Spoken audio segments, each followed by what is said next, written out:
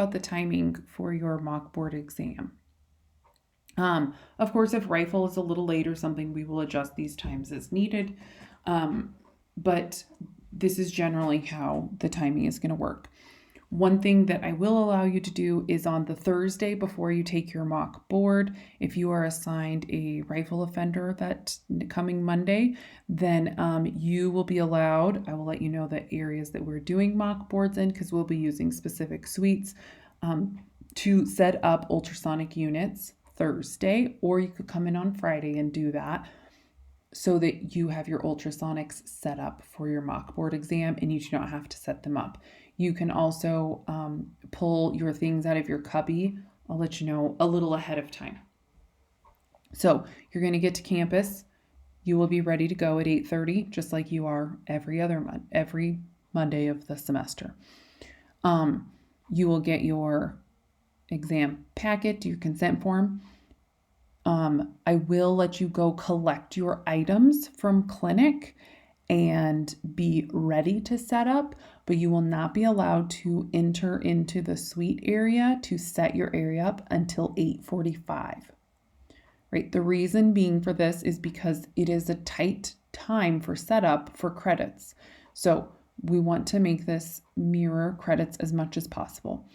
So you'll receive your exam packet. You can gather your things between 8:30 and 8:45. Put them on a cart so you can wheel them into the area that you will be working in. And then at 8:45, you can begin setting up. Okay. So for boards, you only have 15 minutes to set up. But again, we're going to get the clinic all ready to go. So you're going to have your things ready to go. Well, you have all your stuff set up in the back of the clinic so you can grab it. It will be easy for you to get set up very quickly. So you will have 30 minutes to set up. So you do need to make sure your instruments are sharp before mock boards. 9:15, you're going to get your patient. You're going to fill out that paper health history form. And you are going to begin on your treatment selection form, your initial and your alternative submission. If your patient is new and they need x-rays, they need radiographs, you will be allotted 30 extra minutes before your initial treatment selection is submitted. All right. You will be given an extra 30 minutes. Okay, to get those x-rays done. So you will have from 9:15. If you are not doing x-rays, you have until 9:30 to sign up for your patient check-in. If you are doing x-rays, you have until 10 a.m. to sign up for your patient check-in. Right? And remember, if you are late, there are just time deductions that happen. So you are going to sign up. You will have your hygiene treatment selection form is going to be complete and on your second shelf of your cart, along with your calc detection on your dry erase board, which is going to be on the top because it'll be dirty. That is fine. It can stay there just like that. That is going to be completed so that we can check your submissions. When you sign up at the patient check-in at Suite D counter, you're out of the clinic. You're going to walk up to the front, right? You're going to wait. It'll take about 30 minutes to get that check-in done. We will come get you. We will verbally tell you the time that you start. We will also write it on your paperwork. We will also tell you the teeth that you will be probing, which will be in your treatment selection area, whether it's specific teeth numbers, patient-based, or quadrant for mannequin-based. Right? You're going to make sure you have that signature for your anesthesia, and you're going to get your anesthesia from the lab, what you need. You will have 2.5 hours to complete treatment. So, final finish time will be assigned to everyone. The latest time that you will have is either 1 p.m. or 1:30, and that depends on if you take a lunch break or not, right? So communicate with your patient.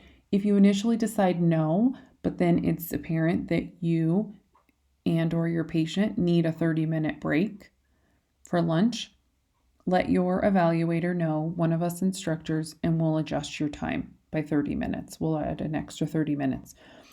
But you'll be done around 1 o'clock to 2 o'clock. If you are finished early with debridement, then you're finished early. You sign up on the sheet, you go to the waiting room. You're going to make sure that you have all of your paperwork done, right? Again, there is no going back and redoing paperwork. It's your finish time for your final evaluation. And all those forms need to be on the second shelf of your cart, all right? You're going to sign up the Suite D counter for the final evaluation, and you're going to go up to the front of the clinic, either in the waiting room or Blakesley classroom. After your patient has been evaluated, then you will come back. You will apply fluoride if indicated for your patient, which it usually is. You will dismiss your patient, and then you will come back. You will clean up your chair. You will complete your patient treatment plan, right? If we need to add to that, because you haven't done any of those things in the chart. So if they still need, 3 other quadrants done, we need to add those to their chart. And then we're going to create a services rendered in their chart. You will scan the paperwork that you did for the exam in, and you'll make sure that their ledger matches what you treated. Right? And then between roughly the time of 3 p.m. and 5 p.m., we will review your mock board results with you and go over them. All right. So if you also look at the outline of the mock board exam, it also gives you the scoring breakdown, point deductions. If you are 16 minutes or more late for this exam, you will not be dismissed from the exam, but we will talk about it quite a bit to make sure we figure out why, right? There are critical errors, right? And then if you come down here, it gives you those qualifying calculus. So really read carefully over this to make sure it's qualifying calculus. All right. We do have some prohibitions. Now, if you have patients for rifle that fall into some of these categories, that's okay. If we have some grade 3 furcations, some mobility, then that is okay for this exam. For your credits, real exam, no. Radiographs, a patient needs to have an FMX or a Pano within the last 3 years of the exam date. If you're doing patient-based, you need to have those x-rays, whether they're from our clinic or from another healthcare provider.